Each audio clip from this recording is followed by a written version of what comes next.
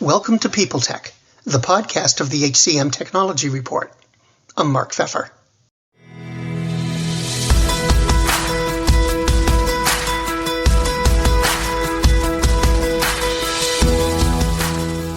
Today, an Encore presentation. I'm talking with Steve Rothberg, the founder and chief visionary officer of collegerecruiter.com. They help employers of all stripes hire students and recent graduates for part-time, seasonal, and entry-level jobs and internships. We'll talk about how recruiting's changed in recent years, and we'll look at some dynamics of the workforce on this edition of People Tech. Hi, Steve. Let's start with, as a foundation, tell me about College Recruiter. What does it do? Who's it do it for? Yeah. So, at a very high level, College Recruiter believes that every student and recent graduate deserves a great career. Our customers are primarily Fortune 1000 companies, government agencies, and other employers who are hiring at scale. And when we talk about scale, we're talking about dozens or even hundreds into the same or similar roles. They advertise with us their part-time, seasonal, internship, and entry-level jobs. So we're a job search site. Think a site like Indeed, but specifically for the student and recent graduate niche. And you changed your business model. First, can you tell me when you did it, but also what did you do? Yeah, so back in 2016, which it's hard to kind of get this through my mind, but that's 6 years ago now, we started to have a very small number, but rapidly growing number of our customers, our employer customers, who basically were saying things to us like, hey, we're buying this unlimited job posting package from you on an annual basis, and it's $12,500. We're happy with the candidates that we're getting from College Recruiter, but we just wish we would get more of them. Can we pay you more money? Literally, a couple of them said, if in return, you can give us, 3, 4, 5 times the number of candidates.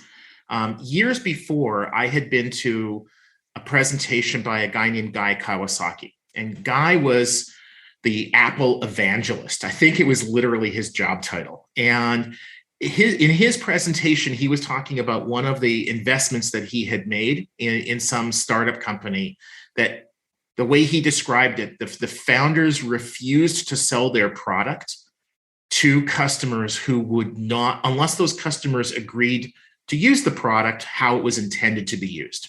So, if you've got a screwdriver, you cannot use that for anything other than screwing it, screwing things in. And he just kind of had it out with them after a while. It's like, if a customer is looking to give you money, you as a business owner should try to find a way of making that easy. So in 2016, when we started to have some of these customers saying, can you send 3, 4, 5 times as many candidates to us, and we're willing to pay more for that, we needed to figure out a way of making that happen. And what we did is we looked around at other organizations in our industry and some outside of our industry who were doing that already.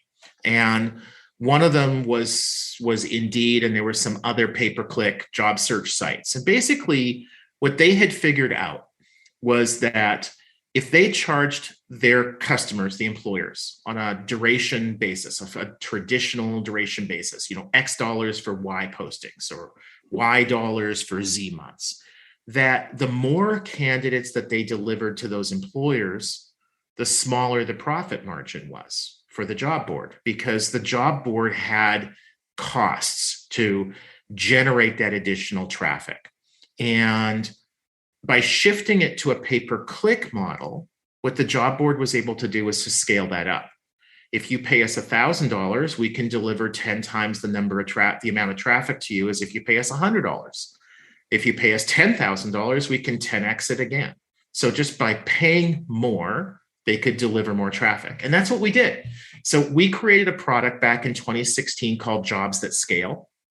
And it is a pay-per-click job posting product where over the years, it's evolved into being a subscription-based product where the vast majority of our customers, they sign up and it runs month after month after month until they tell us to stop. About 95, 96% renew month after month after month after month. So it's driven really great growth for us, and it much better aligns our interests with those of the customer. Because if we perform, we get paid well.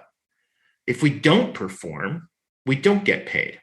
And so it's really in our interest not just to run the ad on kind of that post and pray model that most people hate, unless you're the job board getting paid. But you know, if the employer succeeds, we succeed. And if we don't deliver good value to the employer, then we're penalized for that. And I think that's how it should be. Well, that leads to the question of, is it that way in a lot of other places or in other places at all? I mean, how unique is this among job boards? It is not unique with the big general sites. Just about any big general site that you can think of is, at least in part, selling on a pay-per-click basis. So you think of the ZipRecruiters, the Indeeds, the Monsters, a fair number, LinkedIn, a fair number of their employer customers, and sometimes completely, are paying on a pay-per-click basis. What was, we think at the time in 2016, unique was for us as a niche job board to have migrated our customers from the traditional duration-based model to a performance-based model. We think we were the first niche job board in the world to have done that. There were other niche job boards that were selling on a pay-per-click basis, but as far as we could see, they always had been. It's one thing to start off that way. You sort of only have customers that are oriented to buying that way.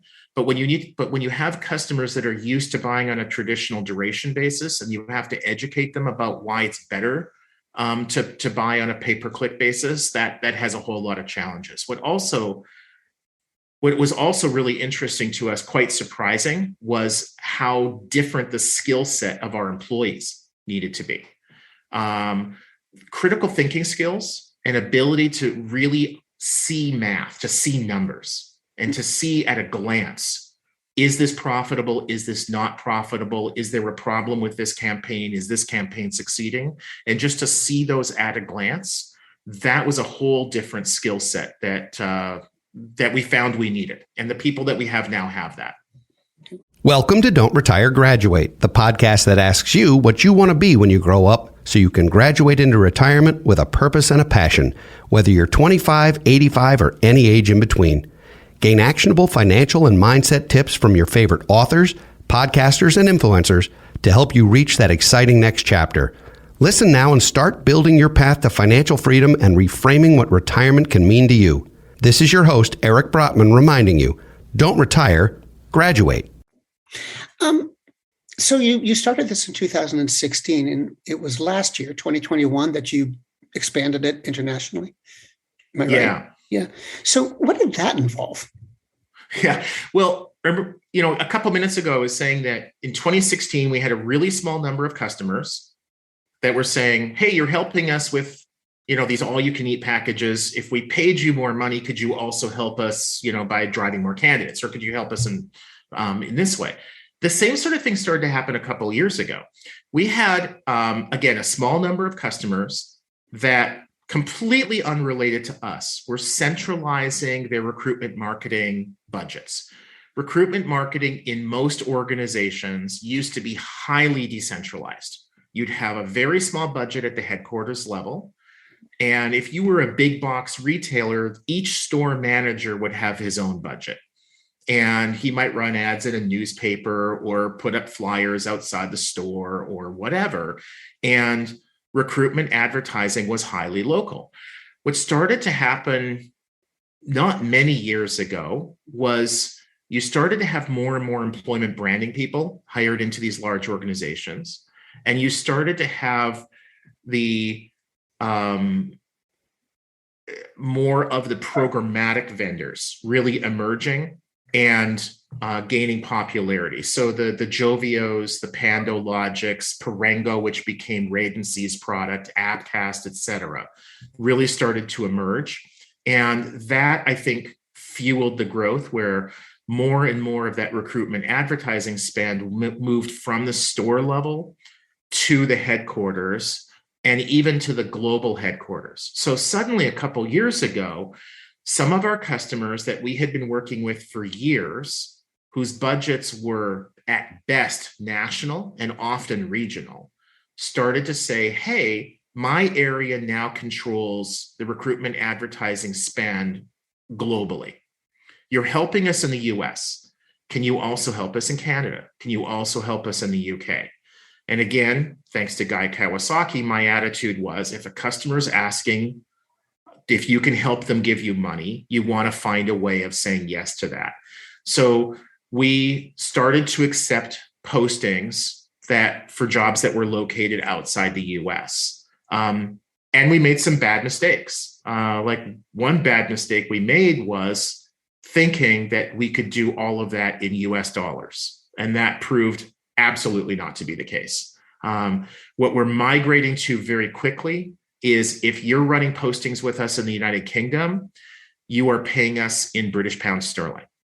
If you are running postings with us in Canada, you're paying us in Canadian dollars. If you're running postings with us in Australia, you're paying us in Australian dollars. And the reason for that is that still those organizations, if they are spending money with you in Australia, they tend to want the budgets to be coming out of Australia. So they're denominated in Australian dollars. It adds some risk and it adds a lot of complexity on our end, but it's really helping us scale. I got one more question for you, which actually is more of a sort of market question, if you don't mind. And you obviously are focused on college recruiting and what college students are up to. Given the pandemic and just the general, craziness of the last 2.5 years, have you seen changes not only in the way companies are recruiting, but how college students are behaving and reacting? Absolutely. There, 2.5 years ago, the idea of working remotely in just about any kind of, let's call it white collar job, professional job, office kind of job was almost unthinkable for most people. And now it's pretty much expected that it's at least going to be hybrid. It might be fully remote. At College Recruiter, we've been fully remote since 1997. We were fully remote before years before we wanted customers to know it. We pretended we weren't because the attitude back then was, it's like, oh, well, if you work at home, you aren't really working. And now almost everybody understands that's far from the truth. In fact, most people are a lot more productive at home than they are in an office environment. What's happened in the college space, the Gen Z is the typical student and recent grad, is really no different from those who are in their 30s, 40s, 50s.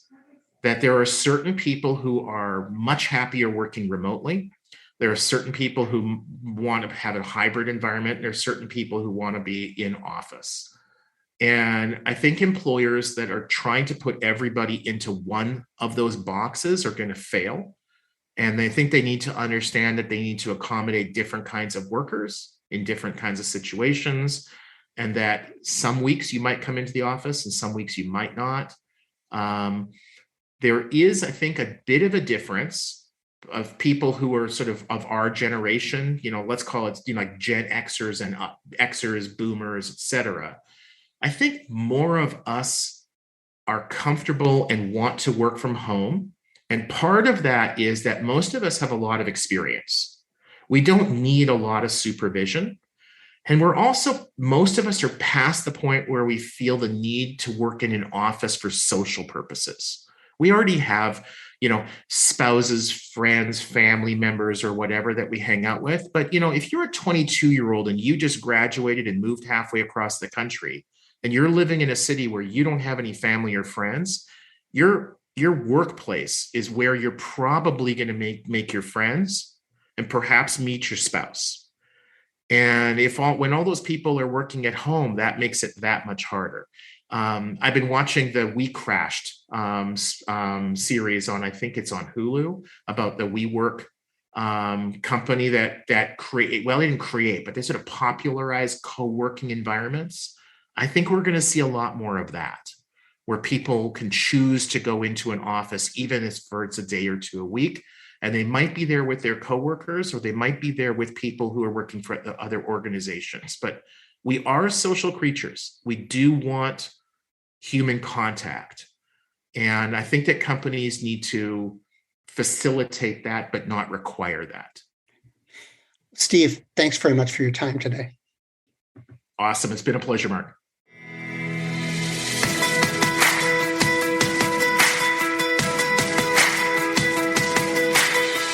My guest today has been Stephen Rothberg, the founder and chief visionary officer of College Recruiter. And this has been People Tech, the podcast of the HCM Technology Report. We're a publication of Recruiting Daily. We're also a part of Evergreen Podcasts. To see all of their programs, visit www.evergreenpodcasts.com. And to keep up with HR technology, visit the HCM Technology Report every day. We're the most trusted source of news in the HR tech industry. Find us at www.hcmtechnologyreport.com. I'm Mark Pfeffer.